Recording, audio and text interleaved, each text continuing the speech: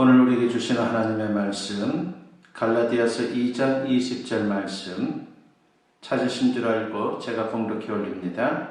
내가 그리스도와 함께 십자가에 못 박혔나니 그런즉 이제는 내가 사는 것이 아니요 오직 내 안에 그리스도께서 사시는 것이라. 이제 내가 육체 가운데 사는 것은 나를 사랑하사 나를 위하여 자기 자신을 버리신 하나님의 아들을 믿는 믿음 안에서 사는 것이라. 아멘. 오늘 이 본문을 가지고 주님과 동행하는 삶이라고 하는 제목으로 같이 은혜를 나누고자 합니다. 성경을 보게 되면 하나님에 대한 설명이 나오고 있는데 그 중에서 구약에서 하나님을 설명할 때에는 하나님은 저 멀리 계시는 분으로 그렇게 설명이 되고 있습니다. 이스라엘은 하나님의 백성들이지만 하나님께 가까이 나아갈 수 없었습니다. 하나님이 임재하신 지성소는 휘장으로 가려져 있었고 이스라엘 자손들은 성전 마당에서 번제와 속죄제와 그리고 화목제를 드릴 수 있었습니다. 그때 이스라엘 자손들에게 하나님은 성전 휘장 너머에 계시는 분이었습니다. 그런데 신약에 와서는 하나님에 대해서 혁명적인 말씀이 나옵니다. 하나님이 우리와 함께하기 위해 인간의 몸을 입고 이 땅에 오신 것입니다. 그분이 누구입니까? 바로 예수님이십니다. 성자 하나님이신 예수님은 우리와 함께하기 위해 사람의 아들로 태어나신 것입니다. 그래서 예수님의 다른 이름이 바로 임마누엘입니다. 뿐만 아니라 예수님은 지상 사역을 마치고 승천하기 전에 제자들에게 놀라운 말씀을 주셨습니다. 요한복음 14장 16절 말씀에 보니까 내가 아버지께 구하겠으니 그가 또 다른 보혜사를 너희에게 주사 영원토록 너희와 함께 있게 하리니 라고 했습니다. 여기서 말하는 또 다른 보혜사는 바로 성령을 말하는 것입니다. 그런데 하나님이 보낼 그분은 어디로 오십니까? 요한복음 14장 17절에 보니까 그는 진리의 영이라 세상은 능히 그를 받지 못하나니 이는 그를 보지도 못하고 알지도 못함이라. 그러나 너희는 그를 아나니 그는 너희와 함께 거하시며 또 너희 속에 계시겠음이라 하겠습니다. 하나님이 보낼 성령은 우리 안에 계신 하나님이십니다. 우리가 받은 구원이 바로 이것입니다. 성경은 구원을 두 가지로 설명을 합니다. 하나는 죄사함을 받고 의롭다함을 받는 것으로 보통 신학적인 용어로 칭이라고 부릅니다. 또 다른 하나는 요한복음에서는 영생을 얻었다라고 그렇게 말씀을 합니다. 예수님의 생명이 우리 안에 들어온 것으로 이것을 가리켜서 거듭남이라 말하고 또 다시 태어났다라고 하는 그런 뜻으로 우리에게 알려져 있습니다. 이것은 우리 내면이 실제로 변화된 것을 말합니다. 그래서 사도 바울은 고린도후서 5장 17절에서 새로운 피조물이라고 그렇게 설명을 합니다. 옛사람은 죽고 새로운 존재가 된 것입니다. 그러므로 하나님 앞에 의롭다함을 받고 복음으로 변화된 사람은 예수님과 함께 동행하는 삶을 사는 것입니다. 구원받은 성도에게는 주님이 분명 계십니다. 문제는 구원받은 성도들이 내 안에 계시는 그 주님을 인식하지 못하는 것에 있습니다. 그러다 보니 주님과 동행하는 삶을 살지 못하고 있습니다. 어느 날 한 학생이 목사님에게 상담을 요청했습니다. 자신은 요즘 교회에 다녀야 할지 말아야 할지 심각하게 고민하고 있다는 것입니다.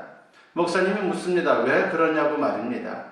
그렇게 물었더니만 부모님을 보면 하나님이 안 계신 것 같다는 것입니다. 그래서 아니 부모님이 어떻길래 하고 그렇게 물었더니만 자기 부모님은 주일 아침에 교회에 올 때면 늘 차 안에서 싸우는데 교회 주차장에 차를 주차하고 차에서 내리기만 하면 갑자기 거룩해지면서 주위 사람들에게 집사님, 권사님 사랑해요 라고 하면서 천사처럼 돌변하는데 자기로서는 도저히 이해가 안 된다는 것입니다. 그러다가 예배 마치고 집으로 올 때 다시 차 안에서 두 분이 싸우는데 너무 이중적이고 정상처럼 보이지 않는다라고 그렇게 자신의 마음의 아픔을 토로하는 것입니다. 왜 이렇습니까?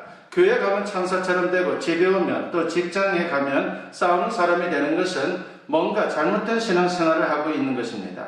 이렇게 된 것은 믿음의 비밀을 몰라서 그렇습니다. 오늘 우리가 읽지는 않았지만 갈라디아서 2장 11절로부터 14절을 보면 사도 베드로가 안디옥에 왔을 때 이방인 그리스도인들과 함께 식사를 했습니다. 원래 유대인들은 이방인들과 같은 식탁에 앉지를 않았습니다. 그런데 베드로는 이방인 그리스도인들과 함께 식탁에 앉은 것이죠. 문제는 이렇게 이방인들과 같이 식사하던 베드로가 예루살렘에서 유대인들이 오자 슬그머니 그 자리에서 일어나서 나간 것입니다. 성경은 그가 할례자들을 두려워했기 때문이다라고 그렇게 설명을 합니다. 그러자 바나바도 뒤따라 나갔습니다. 이것을 본 사도 바울이 화가 나서 베드로를 나무랍니다. 갈라디아서 2장 14절에 보면은 네가 유대인으로서 이방인을 따르고 유대인답게 살지 아니하면서 어찌하여 억지로 이방인을 유대인답게 살게 하려느냐라고 했습니다. 바울은 믿음으로 의롭다함을 받는다는 진리를 알면서도 진리대로 행동하지 않고 율법주의자들을 두려워하는 베드로의 그 위선을 지적하고 있는 것입니다. 우리도 마찬가지입니다. 이 믿음의 비밀을 잊어버리고 교회에서 다르고 집에서 다르고 아무도 보지 않을 때 다른 비정상적이고 이상한 믿음 생활을 우리 또한 할 수 있다라고 하는 것입니다. 그래서 사도 바울은 갈라디아서를 통해서 우리가 가진 믿음의 비밀에 대해서 다시 말해 우리가 율법에 대해 죽고 하나님에 대해 살았다는 중요한 진리를 다시 명확히 가르쳐주고 있는 것입니다. 누가복음 24장에 보면요, 엠마오로 가던 두 제자의 이야기가 소개되고 있습니다. 이들은 예수님이 십자가에 못 박혀 죽자 실망했습니다. 그래서 고향으로 되돌아가고 있는 그러한 상황이었습니다. 두 사람이 슬픔에 잠겨 길을 가면서 서로 이야기를 나누었죠. 그때 부활하신 예수님이 이들과 동행하게 됩니다. 그러면서 대화를 나누었지만 이들은 그분이 예수님이라는 것을 몰랐습니다. 그 이유가 무엇입니까? 누가복음 24장 16절에 보니까 그들의 눈이 가리워져서 그인 줄 알아보지 못하거늘 이라고 했습니다. 그들이 예수님을 알아보지 못한 것은 눈이 가리워졌다는 것이죠. 그렇습니다. 오늘날 많은 성도들이 엠마오로 가던 두 제자들처럼 눈이 가리워져 있다라고 하는 것입니다. 그래서 내 안에 계신 주님을 알아보지 못하고 있습니다. 눈이 가리워진 이것이 문제라고 하는 것입니다. 주님이 함께 계시는데 눈이 가리워져 있으니 주님이 안 계신 것 같고 그래서 절망하고 슬퍼하고 몰래 죄짓고 자기 욕망을 따라 살고 마음대로 남을 욕하고 비판하고 그렇게 살고 있다라고 하는 것입니다. 그렇다면 우리가 우리 안에 계신 주님을 어떻게 느끼고 주님과 실제로 동행하는 삶을 살 수 있습니까? 그 해답을 찾기 위해 오늘 본문을 다시 한번 보겠습니다. 내가 그리스도와 함께 십자가에 못 박혔나니 그런즉 이제는 내가 사는 것이 아니요 오직 내 안에 그리스도께서 사시는 것이라. 이제 내가 육체 가운데 사는 것은 나를 사랑하사 나를 위하여 자기 자신을 버리신 하나님의 아들을 믿는 믿음 안에서 사는 것이라 하겠습니다. 여기 보면은 구원받은 사람 안에 일어나는 구체적인 영적 변화에 대해서 두 가지를 설명합니다. 첫째는 구원받은 성도는 그리스도와 함께 십자가에 못 박힌 사람이라고 했습니다. 그리고 두 번째는 구원받은 사람은 자신 안에 그리스도께서 사는 사람이라고 했습니다. 한마디로 나는 죽고 예수님이 사는 사람입니다. 사실 기독교 신앙은 영생을 추구합니다. 그런데 영생은 내 것이 아닙니다. 영생은 예수님의 생명입니다. 그러므로 영생을 얻기 위해 먼저 내가 죽어야 한다라고 하는 것입니다. 그런데 삶과 죽음 이 두 개의 영역은 얼마나 신비로운지 모릅니다. 그래서 어떻게 죽고 또 어떻게 생명을 얻을 수 있는지 우리가 배워야 하는 것입니다. 예수님은 십자가에 죽으시고 다시 살아나셨습니다. 오늘 본문을 보십시오. 뭐라고 말씀합니까? 내가 그리스도와 함께 십자가에 못 박혔다라고 말씀합니다. 예수님과 함께 죽었다는 것입니다. 그리고 또 말씀하기를 이제는 내가 사는 것이 아니고 내 안에 그리스도가 산다라고 그렇게 말씀을 합니다. 얼마나 놀라운 말씀입니까? 구원받은 저와 여러분은 예수님 안에서 죽음과 생명을 경험한 것입니다. 그래서 우리는 이미 죽었고 다시 살아난 사람들입니다. 그러므로 우리가 실제로 주님과 동행하는 풍성한 생명의 삶을 살려면 첫째는 내가 그리스도와 함께 십자가에 죽어야 한다라고 하는 것입니다. 십자가에 못 박혔다는 것은 한마디로 죽었다는 뜻입니다. 그렇습니다. 우리는 이미 죽은 자들입니다. 죽지 않으면 영생을 얻을 수 없습니다. 거룩하신 하나님의 영이 어떻게 온갖 죄로 더러워진 우리 안에 올 수 있단 말입니까? 내가 죽어야 비로소 주님의 생명이 나와 함께 하십니다. 하루는 예수님과 함께 죽는다는 것이 무슨 뜻이냐고 늘 궁금했던 어느 제자가 스승을 찾아와서 물었습니다. 그러자 스승이 그 제자에게 말하죠. 공동묘지에 가보라고 말입니다. 그리고 공동묘지에서 10분간 욕을 퍼붓고 오라고 그렇게 시켰습니다. 제자가 돌아오자 스승이 묻습니다. 죽은 자들이 화를 내더냐? 아닙니다. 이번에는 다시 묘지에 가서 10분간 그들을 칭찬하며 박수를 치고 오도록 했습니다. 죽은 자들이 좋아하더냐? 아닙니다. 그러자 스승이 말합니다. 사람들의 갈치에 우쭐대지 않고 세상 비난에 주눅들지 않으면 세상에 대해 죽은 것이 무엇인지 조금은 아는 것이다 라고 말합니다. 죽은 사람은 욕을 해도 꺼집어도 송곳으로 찔러도 모릅니다. 그러므로 죽었다는 그러한 말씀은 진정 우리에게 있어서 대단히 중요한 것을 가르쳐주고 있는 것이죠. 우리가 죽었다는 믿음으로 살게 되면 불쾌한 것도 실망할 것도 억울할 것도 없습니다. 반대로 칭찬을 듣는다고 교만할 것도 없고 비방을 듣는다고 실망하거나 불쾌할 것도 없습니다. 이렇게 살 수 있다면 얼마나 행복하겠습니까? 많은 성도들이 상처를 받았다고 말합니다. 그것은 상처받기 쉬운 나를 붙잡고 살기 때문입니다. 많은 성도들이 살기 힘들다고 말합니다. 역시 자기 힘을 의지하기 때문입니다. 창세기 2장 21절에 보면 아담이 잠든 그러한 장면이 소개되고 있습니다. 잠들면서 하와가 태어나는 그런 놀라운 장면이 소개되고 있죠. 아담이 깊이 잠들었습니다. 하나님이 수술하셔도 모를 만큼 깊이 잠들었습니다. 잠은 죽음을 의미합니다. 아담이 잠들지 않았으면, 죽지 않았으면 하와가 나올 수 없다라고 하는 것입니다. 우리는 가정에서 남이 죽어지기를 바라는데 아닙니다. 내가 죽어야 하는 것입니다. 남이 죽느냐 죽지 않느냐는 그와 하나님과의 관계에서 따질 일이지, 우리가 분명히 해야 할 것은 나만 죽으면 되는 것입니다. 상대가 죽어지지 않아서 내가 괴롭다면 상대를 공격하지 말고 내가 죽어지면 됩니다. 그럴 때 놀라운 주님의 은혜가 임할 수 있다라고 하는 것입니다. 내가 살아있으니까 얼마나 괴로운지 모릅니다. 죽어지지 못해 싸움이 일어나는 것입니다. 중국의 장공예라고 하는 분이 있습니다. 이분의 집안은 구대째 한 집에 모여서 사는 그러한 집입니다. 그런 식구들이 수백 명이나 되었습니다. 얼마나 많습니까? 그런데도 다투는 일 없이 화목하고 행복하게 살았습니다. 그 소문이 중국 황제 고종의 귀에까지 들어가 있습니다. 그래서 고종이 직접 그 집을 찾아가서 상을 주고 큰 잔치를 베풀면서 장공예에게 물었습니다. 수백 명이 한 울타리에 사는데 어찌 이렇게 화목할 수 있는가? 그 비결이 무엇인가? 그때 장공예는 백지에 붓으로 참을 인자를 100번이나 썼습니다. 그리고는 말합니다. 왕이시여, 사람이 화목하지 않고 다투는 것은 어른들의 의복이나 음식이 고르지 못하거나 젊은이들의 예의가 부족해서인데, 그럼에도 불구하고 우리 집에서는 언제나 참습니다. 어른이나 아이나 서로 참는 것이 우리 집의 법입니다. 모든 식구가 서로 참으니 식구가 몇백 명이 되어도 화목합니다 라고 그렇게 대답을 했습니다. 내가 죽어야 합니다. 그래야 가정에서 비로소 예수님께서 역사합니다. 내가 죽으면 교회에서 예수님께서 역사하십니다. 학교에서도 직장에서도 마찬가지입니다. 그러므로 이렇게 고백하십시오. 하나님, 저는 예수님과 함께 죽었습니다. 이 진리를 믿음으로 고백하고 살면서 항상 주님과 동행하는 우리 모두가 되었으면 합니다. 우리가 주님과 동행하는 삶을 살려면 두 번째는 예수님이 내 안에 살아야 한다라고 하는 것입니다.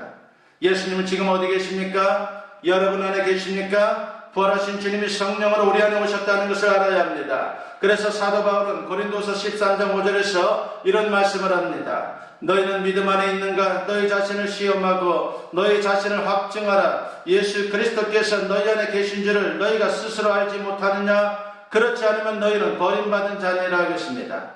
하나님께서 사람을 보실 때 그가 하나님의 자녀인지 아닌지를 구분하는 기준이 뭐라고 말씀합니까? 우리 안에 계신 예수, 바로 성령으로 오신 예수님입니다. 그래서 요한복음 14장 18절에서 예수님은 말씀합니다. 내가 너희를 고아와 같이 버려두지 아니하고 너희에게로 오리라고 말입니다.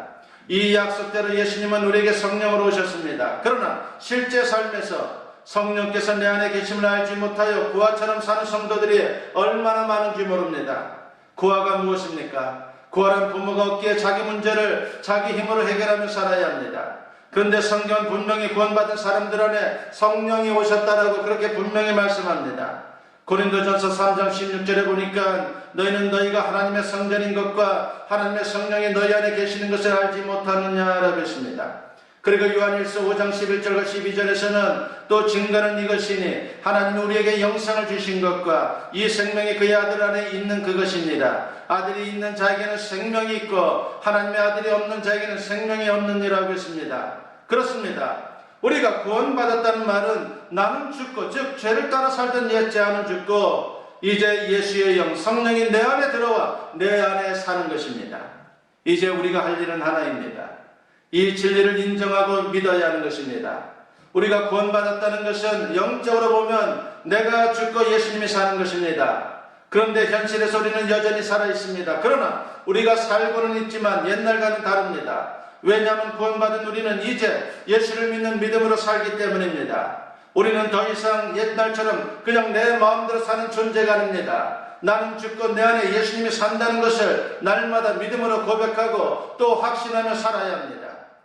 어느 날 종교개혁자 마틴 루터에게 학생들이 찾아왔습니다.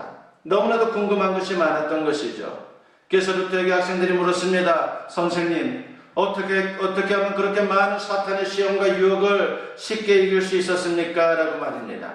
그러자 루터가 이렇게 대답을 합니다. 그래, 마귀가 자주 내 마음의 문을 두드리면서 문을 열라고 소리칠 때가 있었지. 그럴 때마다 내 마음에 계시는 예수님이 나가서 문을 열어주시지. 그때 마귀가 이 집에 루터가 살고 있지요? 하고 물으면 예수님은 그래, 과거에는 루터가 살았지만 지금은 루터는 없고 내가 이 집 주인이야 대답하시지. 그러면 마귀는 깜짝 놀라 도망가지. 내가 시험을 이기는 방법이 이것이라네 라고 그렇게 대답을 했습니다. 그러므로 우리는 날마다 믿음으로 나는 죽었다고 사망 선언을 하고 예수님이 내 안에 계시고 예수님이 내 인생의 주인입니다라고 고백하며 살아야 합니다. 이렇게 사는 것이 믿음으로 사는 것이요, 죄를 이기는 삶이요, 승리하는 삶인 것입니다. 또한 이러한 삶을 통해서 우리는 언제나 주님과 동행하는 그러한 놀라운 은혜를 경험할 수 있다라고 하는 것입니다. 오늘 말씀을 기억하면서 예수 그리스도와 함께 십자가에서 죽고 예수 그리스도가 내 안에 사는 놀라운 역사를 통해서 진정 주님과 동행하며 주님의 귀하신 은혜와 능력을 맛볼 수 있는 저와 여러분 모두 될 수 있기를 주님의 이름으로 간절히 축원합니다. 기도드립니다. 사랑과 은혜가 충만하신 아버지 하나님 감사합니다. 오늘도 주님 앞에 나왔습니다. 말씀을 통해 같이 은혜 나누며 도전받았습니다. 아버지 하나님, 십자가에서 내가 죽게 하시고 아버지 내 안에 주님께서 살아나는 역사가 있게 하여 주시옵소서. 그래서 주님과 동행하는 귀한 은혜를 경험하며 진정 능력 있는 인생을 살아가는 하나님의 사람들 되게 하여 주시옵소서. 감사드리옵고 예수님의 이름으로 기도드리옵나이다. 아멘.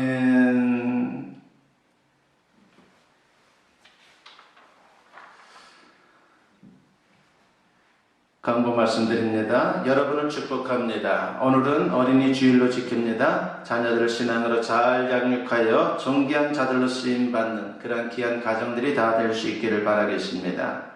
시호 예배는 13일부터 드립니다. 중보기도를 부탁드립니다. 코로나19가 종식될 수 있도록 주님 도와주시옵소서라고 여러분 기도해 주시기 바랍니다. 그리고 강한 믿음으로 지금의 상황을 이기게 하여 주시옵소서라고 기도드리기를 부탁드립니다.